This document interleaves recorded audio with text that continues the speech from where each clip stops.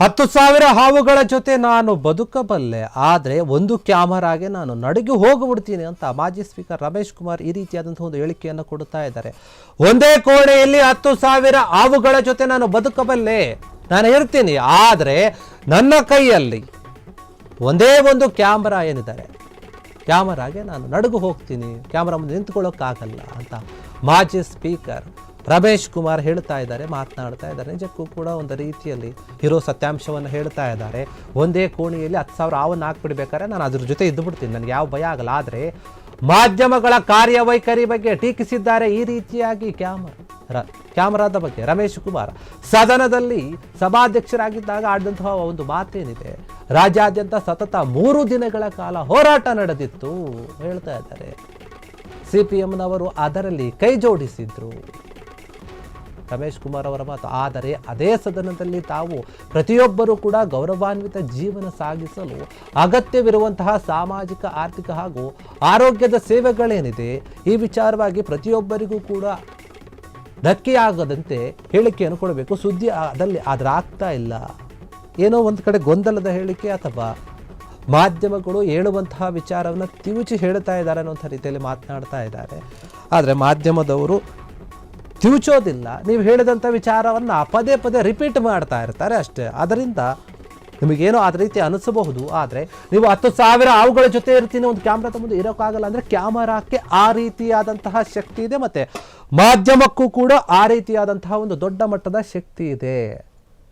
ಯಾವ ರೀತಿಯಾಗಿ ನೀವು ನ್ಯಾಯಾಲಯಕ್ಕೆ ಬೆಲೆ ಕೊಡ್ತೀರೋ, ಸಂವಿಧಾನಕ್ಕೆ ಬೆಲೆ ಕೊಡ್ತೀರೋ, ಅದೇ ರೀತಿಯಾಗಿ ಮಾಧ್ಯಮದವರೆಗೂ ಕೂಡ ಕೆಲವೊಮ್ಮೆ ಬೆಲೆಯನ್ನು ಕೊಡಬೇಕಾಗುತ್ತೆ. ಯಾಕಂದರೆ ನಾವು ಸುಳ್ಳು ಸುದ್ದಿಯನ್ನು ಹೇಳ್ತೀವಿ ಅಂತ ನೀವು ಭಾವಿಸ್ತಿರ್ಬೋದು, ಆದರೆ ಇರುವಂತಹ ವಿಚಾರಗಳನ್ನು ಯಥಾವತ್ತಾಗಿ ತಿಳಿಸುವುದು ಅಥವಾ ಹೇಳಿದ ವಿಚಾರವನ್ನು ಪದೇ ಪದೇ ಹೇಳಬಹುದು ನಾವು. ಆದರೆ ಅದು ಎಲ್ಲಿಯವರೆಗೂ ಅರ್ಥ ಆಗೋದಿಲ್ವೋ, ಎಲ್ಲಿಯವರೆಗೂ ಅದಕ್ಕೆ ನ್ಯಾಯ ಸಿಗೋದಿಲ್ವೋ, ಎಲ್ಲಿಯವರೆಗೂ ಕೂಡ ಆ ಒಂದು ವಿಚಾರ ನಿಲ್ಲೋದಿಲ್ವೋ, ಎಲ್ಲಿಯವರೆಗೂ ವಿಚಾರಗಳು ಚರ್ಚೆಯಲ್ಲಿರುತ್ತೋ ಅಲ್ಲಿಯವರೆಗೂ ಕೂಡ ನಾವು ಅದರ ಬಗ್ಗೆ ಹೇಳಬೇಕಾಗುತ್ತೆ, ತೋರಿಸ್ಬೇಕಾಗುತ್ತೆ. ಅದು ನಮ್ಮ ಜವಾಬ್ದಾರಿ.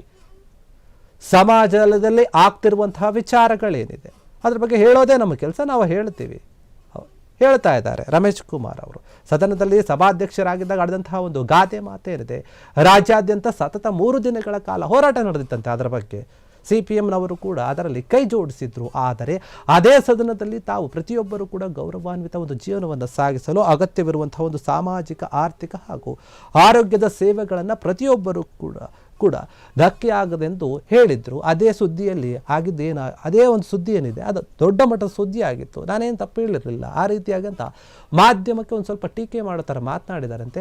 ಅದೇನೇ ಇದ್ರೂ ಕೂಡ ನೀವು ಯಾವ ಅರ್ಥದಲ್ಲಿ ಹೇಳಿದ್ದೀರಿ, ಹೇಗೆ ಹೇಳಿದ್ದೀರಿ ಅನ್ನುವಂಥದ್ದು ನೀವೇ ಸ್ಪಷ್ಟೀಕರಣ ಕೊಡಬೇಕಾಗುತ್ತೆ. ಒಂದು ಹೇಳಿಕೆ ಕೊಟ್ಟಾಗ ನಾವು ನೀವು ಹೇಳಿದ ರೀತಿಯಲ್ಲಿ ಯಥಾಸ್ಥಿತಿಯಾಗಿ ಹೇಳಿರ್ತೀವಿ, ಆದರೆ ಕೆಲವೊಂದು ಕಡೆ ಅದನ್ನು ಬೇರೆಯವರು ಬೇರೆ ರೀತಿಯಾಗಿ ಅರ್ಥ ಮಾಡ್ಕೊಂಡಿರ್ತಾರೆ. ಹೀಗಾಗಿ ಅದರ ಬಗ್ಗೆ ನೀವು ಬಂದು ಸ್ಪಷ್ಟೀಕರಣ ಕೊಟ್ಟರೆ ಮುಗಿದೋಯ್ತು, ಯಾರು ಕೂಡ ಅದರ ಬಗ್ಗೆ ಚರ್ಚೆ ಮಾಡೋಕ್ಕೆ ಹೋಗಲ್ಲ. ಹಿಂದೆ ಆದಂಥ ಕೆಲವು ಘಟನೆಗಳನ್ನು ನೆನಪಿಸಿಕೊಂಡು ಈ ರೀತಿಯಾಗಿ ಮಾಜಿ ಸ್ಪೀಕರ್ ರಮೇಶ್ ಕುಮಾರ್ ಮಾತನಾಡ್ತಾ ಇದ್ದಾರೆ. ಅದೇನೇ ಇದ್ರೂ ಕೂಡ ಮಾಧ್ಯಮದವರ ಮೇಲೆ ಇತ್ತೀಚೆಗೆ CM DCM ಕೂಡ ಸ್ವಲ್ಪ ಟೀಕೆ ಮಾಡಿದರು. ಏನೋ ಒಂದು ವಿಚಾರದ, ಅಂದರೆ ಇದೇ ಕುರ್ಚಿಯ ಒಂದು ಬದಲಾವಣೆ ವಿಚಾರವಾಗಿ. ಏನೇ ಇದ್ರೂ ಕೂಡ ನೋಡಿ, ಮಾಧ್ಯಮದವರಿಗೆ ಯಾವುದೇ ರೀತಿಯಾದಂತಹ ಇಲ್ಲ ಸಲ್ಲದ ಹೇಳುವಂತಹ ಅಗತ್ಯ ಇಲ್ಲ. ಇರುವಂತಹ ವಿಚಾರವನ್ನು ಹೇಳಿದ್ದನ್ನು ಹೇಳ್ತಾರೆ ಅನ್ನೋದು ಬಿಟ್ಟರೆ ನಮ್ಮ ಕೆಲಸ ನಾವು ನೀಟಾಗಿ ಮಾಡ್ತೀವಿ ಅಷ್ಟೇ. ಕ್ಷಣ ಕ್ಷಣದ ಸುದ್ದಿಗಳಿಗಾಗಿ ಫ್ರೀಡಂ ಟಿವಿ ಸಬ್ಸ್ಕ್ರೈಬ್ ಮಾಡಿ, ಲೈಕ್ ಮಾಡಿ ಹಾಗೂ ಫಾಲೋ ಮಾಡಿ. ಹೊಸ ಸುದ್ದಿಗಳ ನೋಟಿಫಿಕೇಶನ್ಗಾಗಿ ಬೆಲ್ ಐಕಾನ್ ಮೇಲೆ ಕ್ಲಿಕ್ ಮಾಡಿ.